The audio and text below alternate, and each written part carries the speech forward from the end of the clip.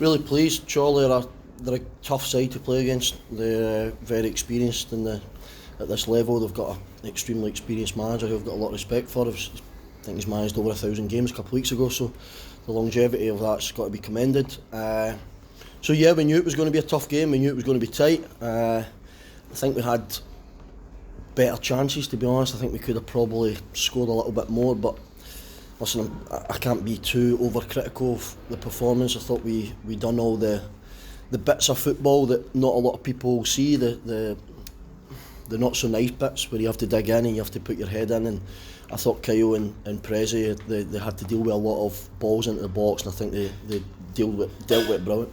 Arguably, Chorley had their best spell that first 10 minutes, and then you come up with a special goal like that from Cisse to break their forward play. Yeah, well, we weren't pleased with the start we made, the first 10 minutes, especially the last few home games. We started on the front foot and done really well, and obviously the Marine goal was the game we scored really early. Russia, we had some brilliant chances early on, so once we got to grips and the game had settled down a bit and Cisse got his goal, I remember saying to Runes, I think hopefully that will settle us down a bit, and I think it did. We started getting Jaden White on the ball, and our wide players running at full backs, and Kill's just being the tenacious striker he is, and he started to get up the pitch and we started passing the ball a bit better, and yeah, it was one of those games when you're 1-0 up, you're always cautious, you're always open to a mistake or a set piece or anything like that, and as I said, Chorley's a really tough opponent, and if we manage to, for anyone that finishes above Chorley, then they've got a right chance this year. Flying form, aren't they, Chorley, up there? And it was so important that you controlled the midfield, and Mitchell and Robinson in there, they pretty much did that, didn't they? Yeah, we just tried to freshen it up a little bit with Sammy, getting them in that area, and actually I said to him before the game, just try and remember the phrase of sit and serve. That was what I wanted them just to sit there and try and serve people, try and get Declan McGlynn on it, try and get Dylan on it, try and get the wide players on it to go and isolate them 1v1s, get balls in behind for kills to go and chase and get us up the pitch, and I think he done that. Dylan Mitchell's a bundle of energy. The game got a bit stretched the last 10 minutes and he was tiring a little bit, but he's been great since he's come in. Jaden White's been great since he's come in, and everyone's playing their part, and it's going to take that if we want to be successful this year, and we're really pleased, but we move on now. Controversial moment with the penalty, Jason Cowley, and gets booked in the end for simulation. How did you do so?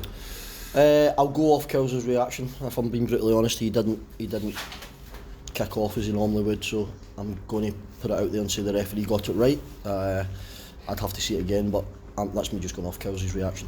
How important is now you can back this up against Scarborough on Tuesday night, back-to-back wins, the start of the Christmas New Year period?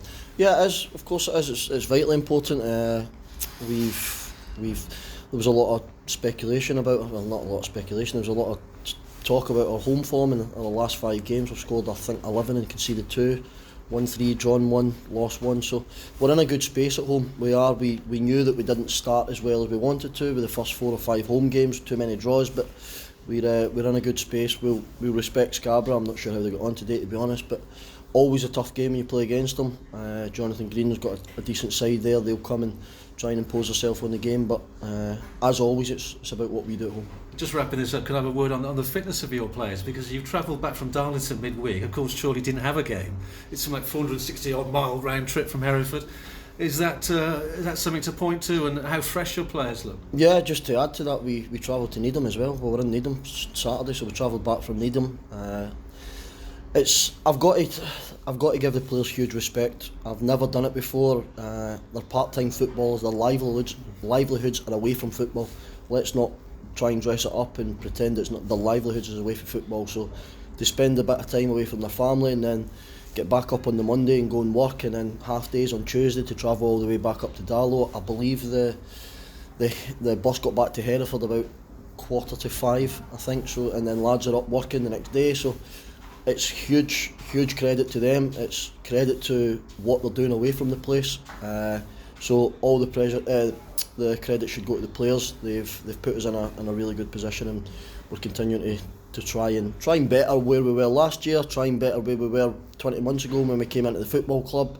The strides we're making, sometimes you sprint before you walk, and maybe at times we're still sprinting, but we've still got a long way to go. By no means will a finished article. Well, congratulations on the win. Just one more question from me. Aaron Chapman, what's his future here at Hereford? his future is he's still part of the squad. He's we've got Tom, we've got Aaron Chapman. I think I don't know why it is, but it seems to be if you've got 2 goalkeepers at this level, it seems to be an issue. But with every other, it's because you've got that 5 sub. If there's 7 subs, then you have a goalie on the bench. So at the moment, Tom's come in. Chappie was out injured. Tom's come in, and there's no reason that Tom doesn't stay in. So that's where we're at. Okay, Paul. Thank you very much. Thank you. All right. Cheers.